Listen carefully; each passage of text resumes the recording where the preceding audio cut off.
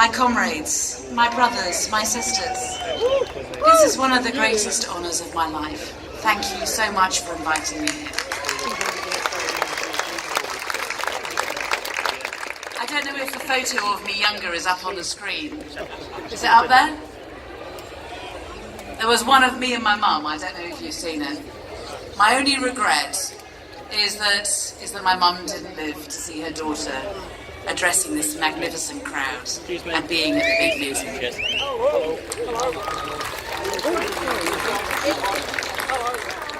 And yesterday I had the very great pleasure of telling the media when they asked me if either me or Jeremy were available to see Donald Trump. And I had to say that Mum was afraid that we were sorry, but we had somewhere far better to go and people who were far more important to meet.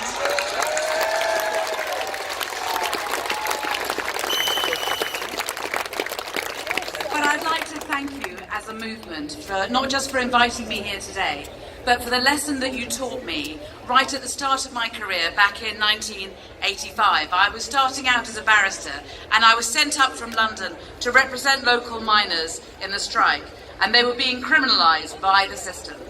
They had been arrested on trumped-up charges for breaching the peace or obstruction, and it was the first job I always had to do before even fighting the charges was sorting out bail, because they were constantly asking for conditions of bail of these local leaders, that they should be banned from even attending the meetings, the protests and the pickets that they were supposed to be leading. And the Thatcher government, as we know, was trying to do everything that it could to kill the organisation of the strike, to destroy the will and unity of mining communities. And they were prepared to use the police and they were prepared to abuse the court system in order to do so. And after those long days and weeks in court, after fighting such injustice, what has been burned on my brain is that the miners that I was representing and their families would never let me just go home. They said I had to go back with them to the Miners' Welfare Hall and share with them what they had that night for tea, even though they were short of food themselves. And I saw on those evenings communities living in hunger and poverty, communities being attacked by the state, and communities having to fight for their very survival. But nevertheless, those communities sticking together, being prepared to share what little they had, even with a stranger like me.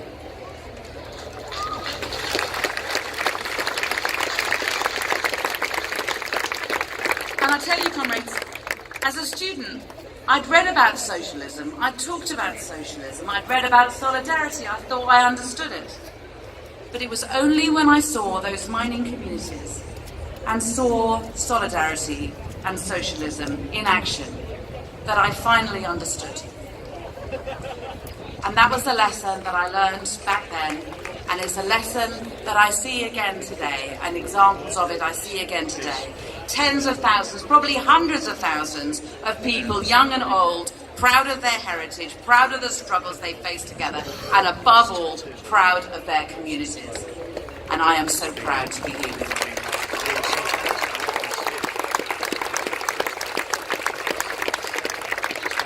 And I'm also honoured to be in the first Durham Miners Gala with an all-woman banner group. It was set up to celebrate 100 years of 8.4 million women having won the right to vote. Where working class women had another 10 years to wait. And last March I met and talked to Laura Daly and Lynn Gibson and some of the people organising the banner, and they told me about their plans, and it was so great to see that banner marching past us today and the fruits of their labours at last. But what was so brilliant, was hearing about how when the message was sent out and people were asked, the hundreds of members of the group were asked to nominate women who'd inspired them to be then those who should be commemorated on the banners, their heroines from the past 100 years. People didn't just nominate great figures of the suffragette movement or famous female politicians or trade unionists. People also nominated their mums, and they nominated their nans, and they nominated the nurses from the local hospitals, and they nominated teachers from local schools. And they nominated women like Myrtle Macpherson, Heather Wood's mum, and she set up the community centres who fed the miners and their families in Easington. And Myrtle is not with us today because she's not well. And this is the first gala that she has missed for 75 years.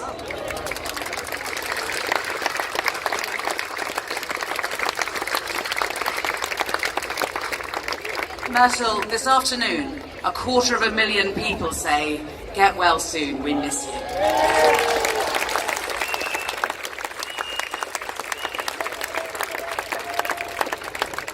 Many of the real heroines of our movement too often will never have their names in history. We know that. And when we think about those women who've gone before us and inspired us over those past 100 years, some of whom have changed the country and some of them have changed our lives, we know that we owe them all a huge debt. But we can't just pay that back just by thanking them, or putting up statues for them outside Parliament, or even celebrating them in that beautiful banner from the All Women group that we've seen today. No, comrades. The best way to pay back the debt that we owe to those women is to get out there and fight like they did. Fight for our rights, fight for our freedoms, fight for our families, fight for our communities, and never stop fighting until we have true equality and fairness in this country, between men and women, between rich and poor, between north and south. And all of that fight that lies in front of us, of all the injustices and scandals we must take on, modern slavery, zero-hours contract, children growing up in poverty, pensioners growing old with no social care, our NHS and schools creaking at the seams because of Tory austerity.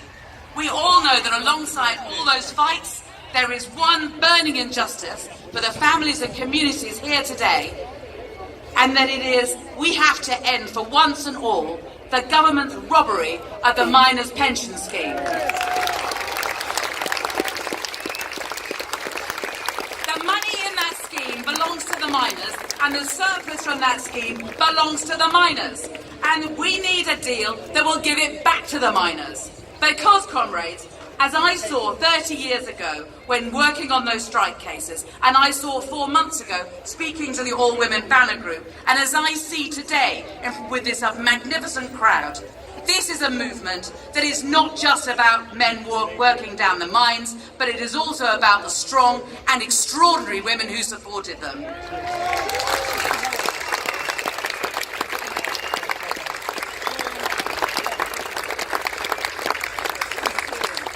Those extraordinary women, the children they bore, the families they raised, and the communities they built. And that pension money doesn't belong to the government, it belongs to all of you.